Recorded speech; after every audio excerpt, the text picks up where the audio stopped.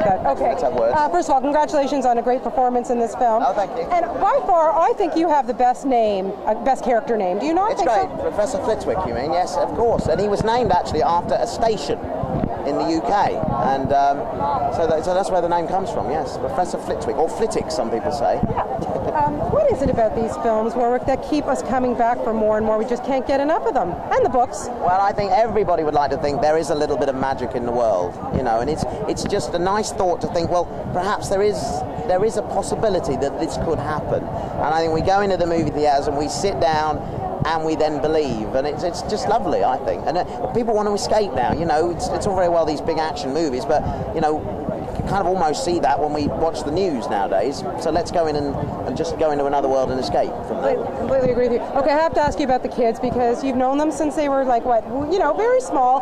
What they have turned into, it's amazing. Just tell me your thoughts quickly on Rupert, Emma, and Daniel.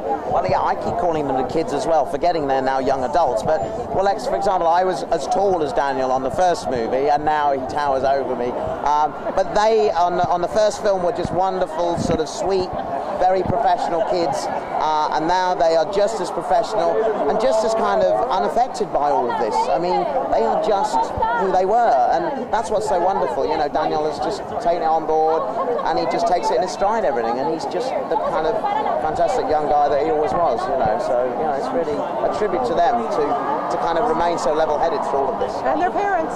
Of course, yeah, no, absolutely, yeah. It's but I grew up, you know, at the age of 11 I started working and have been doing it ever since, and you know, I kind of have been on their journey in a smaller way, and understand that there are often times when it gets crazy, you could let it go to your head, but they haven't. You know. Well, enjoy yourself tonight. Have a great time. You did a great job in the film. I'm Michelle from Harry Potter's page. Hello, Michelle. Hi. Can you please give us an idea of what you've already filmed for Deathly Hallows? Well, I've shot the scenes at Shell Cottage on the beach, which were quite well publicised on the internet, I'm afraid. But so we've been doing that. That's been my sum total of work so far on the movie. I go back next week to continue work on the film, and we'll be doing so until next April now. So are you doing more of the Shell Cottage scenes, the interior scenes this time then? There will be some interiors for that. We haven't done those yet. Yeah, the grip hook scenes take place there that I'm in, and then of course I play Flitwick as well. So lots to do. Yes, dual roles. So tell me, who do you think would win in a battle, Bellatrix or Snape? Ooh, my money's on Snape. I reckon he's a bit more sneaky. I think because you'd be facing him, and you just don't know quite. You could underestimate him, I think, sometimes, and he'd play a bit of a dirty game, perhaps. I don't know, but that's who I think. That's who I think. So, how much filming are you scheduled for Deathly Hallows? Oh, quite a lot. Yes, many months worth. Yes, I shall be encased in glue and rubber for many months on these films. Lucky you. It's a true honour to be doing that. You know, it's great and that's what allows me to be in the movies. You know, I'm probably too good looking for them. You know, there's only room for a few good looking people on the film, so they have to disguise me. Right. So, any idea where they're going to split the film? No, I do know, but I'm not going to say. But yeah, I'm sure it'll be at a very cliffhanger kind of moment, perhaps. I don't know. We'll see. All right. Thank you so much. Thank you.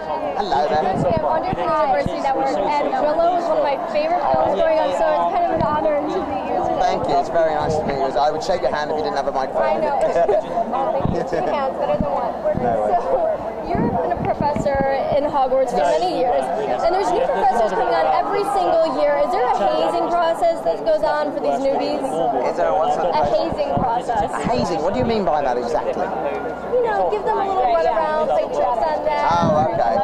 I mean, there's lots of fun things that go on the set. I mean, it's just, and every time we all get back together again, it's like, oh, here we go again. It's like going back to school for another term. You know, that's literally what it's like. And is this a good thing or a bad thing? Oh, it's a great thing, because you know, each year, it doesn't so much change for me, but you know, each year everyone goes back to school. You go, oh, you've had a new haircut, and literally, you know, they've been restyled a bit. Everybody looks a bit different. We've got new costumes, perhaps. You know, so it is. It's like going back to school after the summer again, and everyone's just grown up a bit, except me, and looks a bit different. And did you give Daniel Radcliffe a hard time for being naked on stage? No, I heard his grandmother was horrified though, but no, I haven't. I didn't do that, of course not. No. Who do you think has the most incestuous budding romance going on? Ron and Hermione Hermione or Ginny and Harry?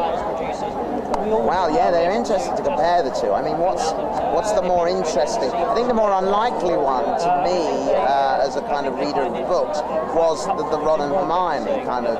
That was more unlikely. You know, the Ginny kind of Harry one has brewed a lot longer, but yes, we shall see it played out in this film.